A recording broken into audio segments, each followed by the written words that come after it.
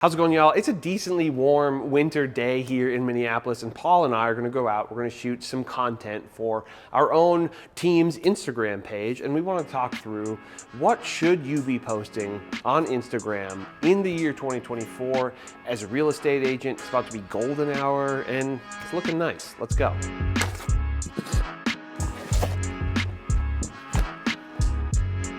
No secret that content is, super important to your brand.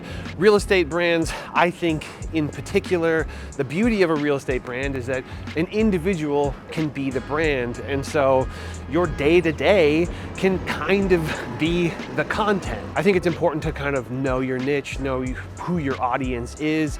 For us, the audience is relocations. That's the niche that we've decided to go with. And so a lot of what the content is based around like the lifestyle that exists in this location. Which is why for today, we're just going around Minneapolis, taking a bunch of photos. We're not gonna post them all at once. We're gonna release them slowly over time. So then I would tell you to figure out what is the lifestyle that you're trying to sell. Is it a relocation to a different area? Is it home ownership? Is it dream home? Is it luxury home? Is it just, first time home buyer? What is that lifestyle? What is that goal, that ambition that you're trying to sell?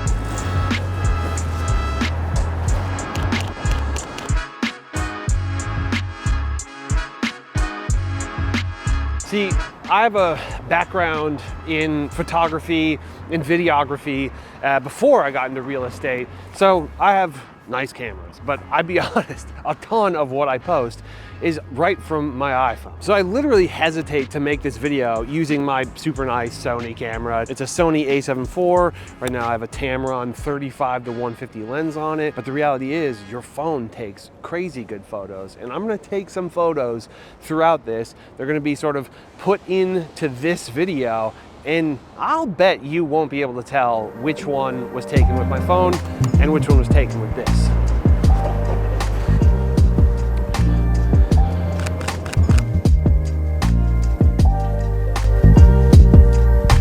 I'm a big believer that real estate agents shouldn't be salesmen, we shouldn't be pushy, we shouldn't be salesy. So to the extent that I'm selling anything, it's a vibe, right? It's that I want people to work with me who want to work with somebody who isn't pushy, isn't a salesman, and has the vibe that they're looking for. And some of the specific niche of what we do, again, is the Twin Cities. So when I say vibe, it can just be a little slice, a couple buildings, a little bit of Minneapolis. I like the idea that somebody's paying attention to what we're doing, who's can't wait to move to the Twin Cities, and they just want as much information, as much content, as much reference point of what it looks and feels and smells like in the Twin Cities. So just a little slice of a downtown, that's enough for me.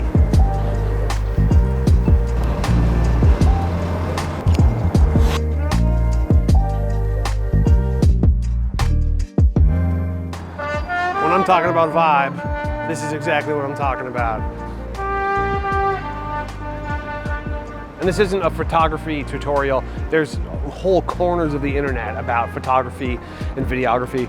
That's how I learned pretty much everything I know is all from YouTube, from the likes of Peter McKinnon, Maddie Hapoya, Becky and Chris, Gerald Undone. I mean, the list goes on. I learned so much just from YouTube. So I do believe that photography and being familiar with video in a real way is important. It's an important skill to stack, right? To me, it's one of the most foundational skills that I entered real estate with. People might call that an unfair advantage, but there's also so many reasons why I technically shouldn't have been successful in real estate, but you gotta use what you have. So specifically, what should you be posting to Instagram? For one, I think the goal should be minimum 1 post a day. Really, a more realistic target should probably be 3 posts a day, and at least 1 permanent post, and probably everything else a story, or if you can do even more than that, cool. But really make that the bar. Get used to posting every single day on Instagram. Get used to that being like logging in to your email account. This whole thing, this whole marketing thing, it's a muscle that you gotta use. You gotta get used to using it. It's gotta feel not awkward eventually. It might feel strange at first, but I promise you that eventually it'll feel like the most regular thing that you do.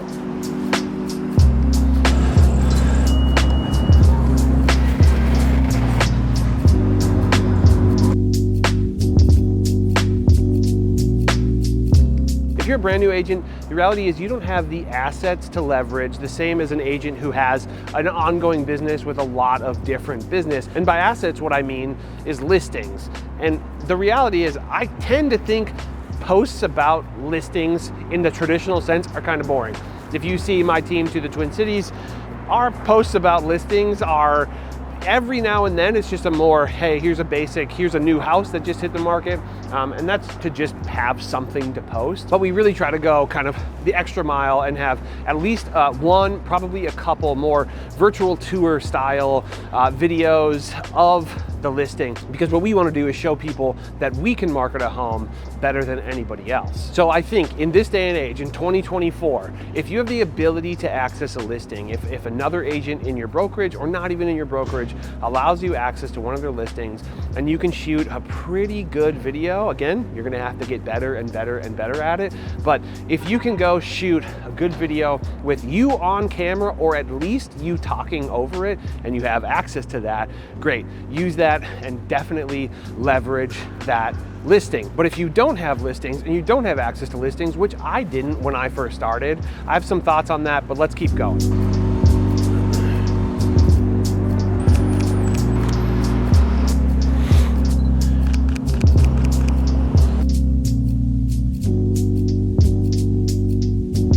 And the reality is that sometimes you just got to remind people that you exist.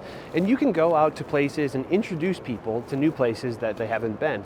There's plenty of people who are making a pretty good audience on social media by just saying, hey, here's a new place that just got opened in the Twin Cities or whatever town you happen to be in. Gary Vee used to talk about being like the mayor of your town, but personally I think there's actually too much friction in that, because a lot of that involves interviewing people and things like that, which on the one hand could be good, but I don't want you to get too bogged down in things that have a lot of friction to get done. But just going out to a coffee shop and shooting the process of, I walked in the door, I ordered a coffee, I paid, I got a coffee, cool little POV things that you would see on social media, and say, hey, just so you know, there's this new coffee shop, whatever, and it's awesome. And don't assume that everybody knows everything about the place that you're from.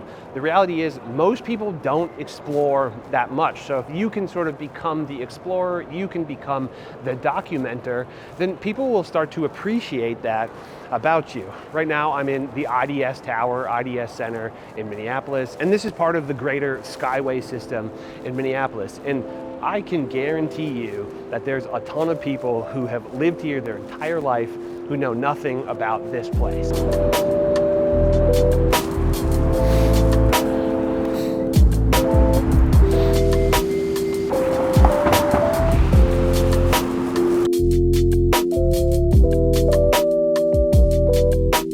And a couple other things that I think are pretty much evergreen that you can always consider posting are things like reposts of interior design of very cool homes, even like cabins, more modest sized homes, things like that. Just houses that you think have anything to do with or fit your target audience at all. You could also repost posts from local companies. You don't even necessarily have to go to them and show people what they're all about, but say, hey, you know, this particular cafe that I love, this restaurant that I love had this post, hey, this place is the best. And basically just reminding people that certain places exist, you know, remind people that there are certain promotions or things or certain events in your area that are going on. You also could create an event. You could be the origin of a particular event. So don't hesitate to post something like that if you are willing to do something in that vein. And then lastly, I can't underestimate the value of educational videos. It can be you walking around, or lower production value can be you standing in front of a window, maybe at a showing, maybe in your home, or maybe in a studio like what we do. Stop.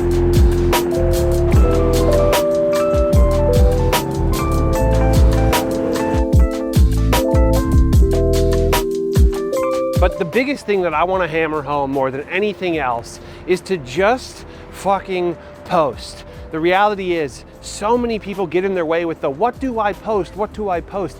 Just post anything and you'll just start to get better at it. The reality is, it takes a little while. It takes a little bit of practice to get familiar with a camera, but also get familiar with your style and your voice and the way that you want your brand to come across. And you got to know that your brand, while extremely important and valuable, and you should be trying to figure this out as early as possible, but it will change. I promise you. You will think that your brand is one thing at the start, and it won't be that 3 years in. And that's okay. And not only is it okay, I think it's one of the most beautiful things about real estate, about starting a business, is that you can learn as you go. You can slowly mold your brand over time, and hopefully a lot of that brand molding comes in the form of you getting better on camera. Nobody wants to hear this, but this is the reality, that the first 100, 200, 300 posts that you make on social media